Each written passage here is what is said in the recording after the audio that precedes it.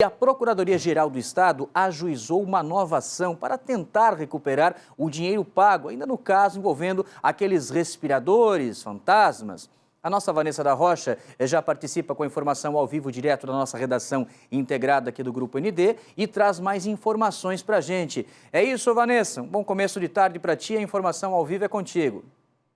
Olá, Zanotto. Boa tarde para você, boa tarde a todos que acompanham o Balanço Geral. É isso mesmo, essa nova ação foi ajuizada nesta semana pela Procuradoria-Geral do Estado. Nos autos, além da tentativa de recuperar os 33 milhões de reais desembolsados pelo Estado na compra dos respiradores, os procuradores também buscam uma indenização por danos morais, coletivos e sociais, que totaliza o valor de 12 milhões de reais. Portanto, 33 milhões de reais dos respiradores adicionados dessa indenização, o que totalizaria 45 milhões de reais. Zanotto, esse esforço para reaver o dinheiro reembolsado faz parte de uma força-tarefa que, desde o ano passado, em abril de 2020, quando foi ajuizada a primeira ação pela PGE. Desde então, já estão depositados em juízo 14 milhões de reais, que foram obtidos por meio de ações judiciais movidas pelo Estado. Também há a recuperação de 500 mil reais, que foram obtidos através de uma ação popular. E também há uma representação da PGE para agilizar a repatriação dos recursos que estão ainda na China com os respiradores. E agora, mais recentemente, então, portanto, no dia 13 de abril, a governadora Daniela Rainer determinou a criação dessa força-tarefa para agilizar, então, a devolutiva desses valores desembolsados pelo Estado. A gente vem acompanhando, Zanotto, ao longo da semana, a série de reportagens Caminho dos Respiradores. E agora a gente vai acompanhar a última reportagem em que mostra o percurso traçado por Carlos Moisés até chegar ao Tribunal de Impeachment, que ocorre amanhã. Vamos acompanhar. Superior Tribunal de Justiça, abril de 2021. 8 meses depois da abertura do inquérito contra Carlos Moisés, o STJ determina o arquivamento da investigação contra o governador. Na decisão, o ministro Benedito Gonçalves afirma que não foram encontrados elementos suficientes para concluir a participação de Moisés nos crimes. De fato, segundo a apuração do Ministério Público Federal e de outros órgãos, Moisés não assina nenhum dos atos do processo de compra dos respiradores. Mas o ministro do STJ afirma que o governador tinha certas informações sobre a contratação dos aparelhos, embora não tivesse determinado que seus secretários ou subordinados cometessem condutas ilícitas. Uma das mensagens analisadas é do dia 1º de abril, um dia antes do pagamento dos 33 milhões.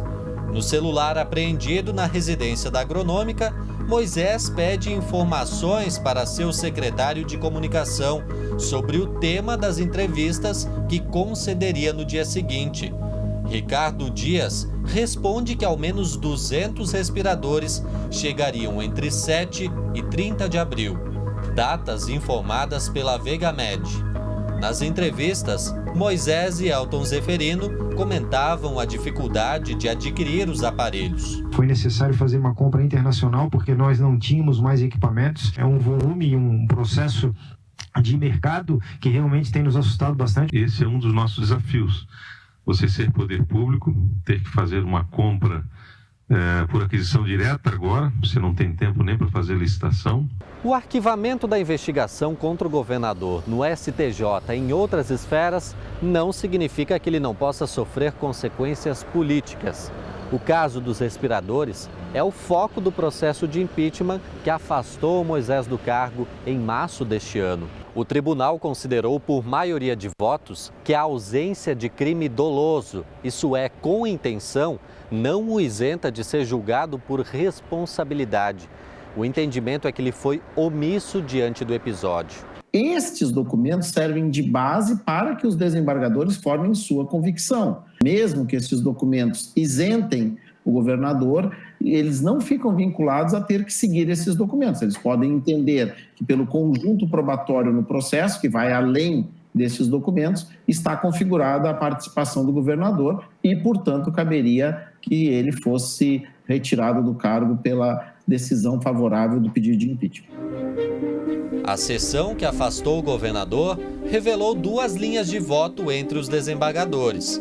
A primeira, que Moisés tinha sim um conhecimento sobre os fatos e que deveria ter evitado que o pagamento antecipado e sem garantias fosse feito. Se não havia qualquer interferência ou ciência do governador acerca da aquisição dos ventiladores pulmonares pela Secretaria de Estado da Saúde, por qual razão ele teria feito consulta ao Tribunal de Contas sobre eventual possibilidade de pagamento antecipado? Detinha ele o dever jurídico de fiscalização dos atos de seus subordinados e delegatários e, por conseguinte, o dever de evitar o prejuízo à administração pública estadual. Os indícios aqui superam a superficialidade. A outra linha de voto entre os magistrados é de que a abertura do processo de impeachment daria a possibilidade de apurar melhor o envolvimento de Moisés. O caderno que nos foi fornecido me dá subsídios para afirmar existirem indícios de que o governador demonstrava, em tese, comportamento de quem possuía conhecimento sobre o processo de aquisição dos respiradores. No julgamento final, são necessários 7 votos para afastar definitivamente Carlos Moisés do cargo e perder os direitos políticos por 5 anos. Se isso ocorrer, Moisés será o segundo governador cassado em um processo de impeachment na história da República. O primeiro foi na semana passada, com o então governador do Rio de Janeiro, Wilson Witzel. Os 10 julgadores condenaram Witzel por crime de responsabilidade pela má gestão de contratos na área da saúde durante a pandemia. São 2 governadores eleitos na onda da nova política. E eles não tinham e não constituíram uma base parlamentar consistente.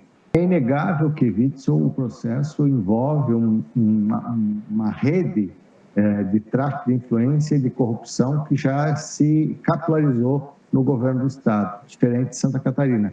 Mas Carlos Moisés também foi envolvido num processo bastante rumoroso de omissão de responsabilidades na compra dos respiradores. O julgamento final do impeachment ocorre nesta sexta e será de forma virtual.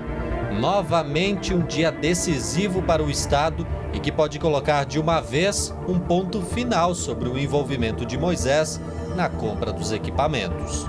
Nós entendemos que o processo não tem justa causa, isso a gente defendeu desde o começo, sempre foi a tese do governo, que foi sendo corroborada com as investigações posteriores, né? Certamente alguém cometeu um erro, né? O importante, como eu falei no início aqui, é saber exatamente onde está esse erro, apurar e responsabilizar. Mas a expectativa nossa em relação ao processo político é pelo arquivamento.